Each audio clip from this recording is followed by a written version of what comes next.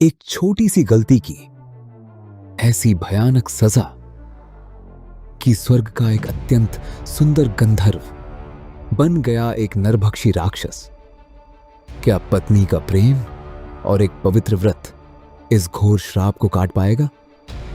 धर्मराज युधिष्ठिर को बताई गई कामदा एकादशी की ये ऐतिहासिक कथा ध्यान से सुने।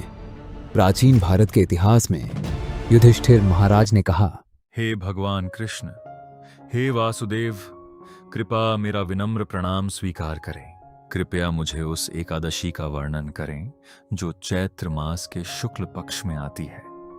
इसका नाम क्या है और इसकी महिमा क्या है? श्री कृष्ण ने उत्तर दिया, हे युधिष्ठिर, ध्यानपूर्वक सुनो। मैं तुम्हें पवित्र एकादशी का वह प्राचीन इतिहास सुनाता हूं जो कभी वशिष्ठ मुनि ने राजा दिलीप को सुनाया था। वशिष्ठ मुनि बोले, प्राचीन काल में भोगीपुरा नाम का एक अत्यंत सुंदर नगर राज्य था। राजा पुंडरीक अद्भुत राज्य के शासक थे, जिनके नागरिकों में अनेक गंधर्व, किन्नर और अप्सराएं शामिल थे। इन गंधर्वों में ललित और उसकी पत्नी ललिता निवास करते थे। ललिता एक अत्यंत सुंदर नर्तकी थी और दोनों एक दूसरे से अत्यधिक प्रेम करते थे। एक बार राजा पुंडरीक के दरबार में अनेक गंधर्व नृत्य कर रहे थे और ललित अपनी पत्नी के बिना अकेले ही गा रहा था। गाते समय वह अपनी पत्नी के बारे में सोचने से खुद को रोक न सके। इस भटकव के कारण वह संगीत की लय और सुर से भटक गया। उसने गाने का अंत गलत तरीके से किया। दरबार में उपस्थित काकोत नाम के एक ईर्ष्यालु नाग ने ये देख लिया और उसने राजा से शिकायत कर दी कि ललित अपने शासक के बजाय अपनी पत्नी के बारे में सोचने में मग्न है। राजा पुंडरीक ने जब ये सुना तो वो आग बबूला हो गए और क्रोध से उनकी आंखें लाल हो गईं। उन्होंने अचानक चिल्लाते हुए कहा, ऐ मूर्ख, क्योंकि तुम अपने राजा की बजाय एक स्त्री के बारे में कामुकता से सोच रहे थे, मैं तुम्हें श्राप देता हूं कि तुम तुरंत एक कच्चा मांस खाने वाले नरभक्षी राक्षस बन जाओ। राजा के श्राप के साथ ही ललित तुरंत एक भयानक नरभक्षी राक्षस बन गया, जिसका रूप देखकर सभी भयभीत हो गए।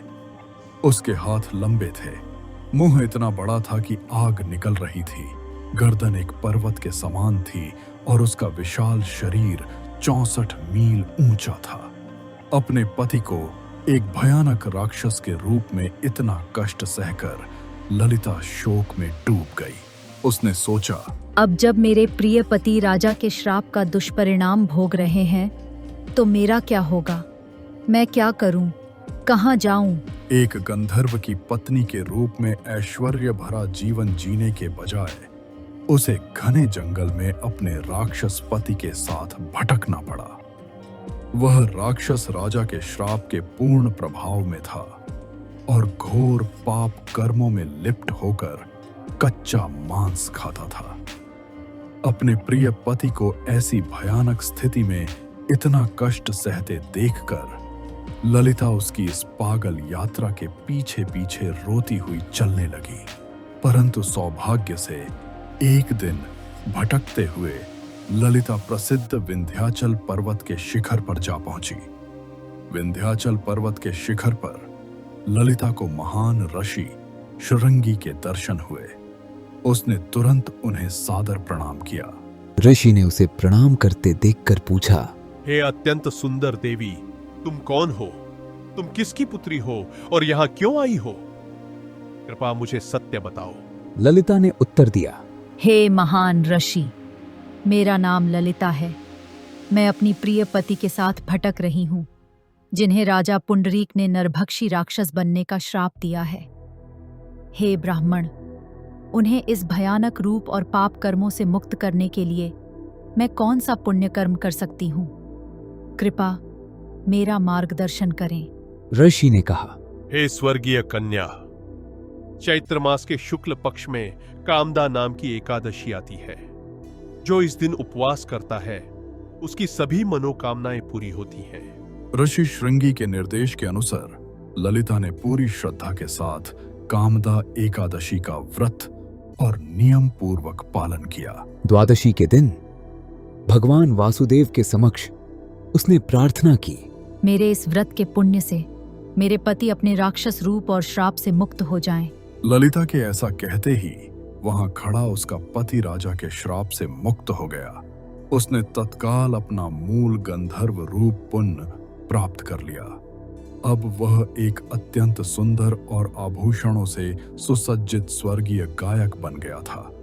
अंत में वह गंधर्व जोड़ा एक स्वर्गीय विमान में बैठकर स्वर्ग लौट गया।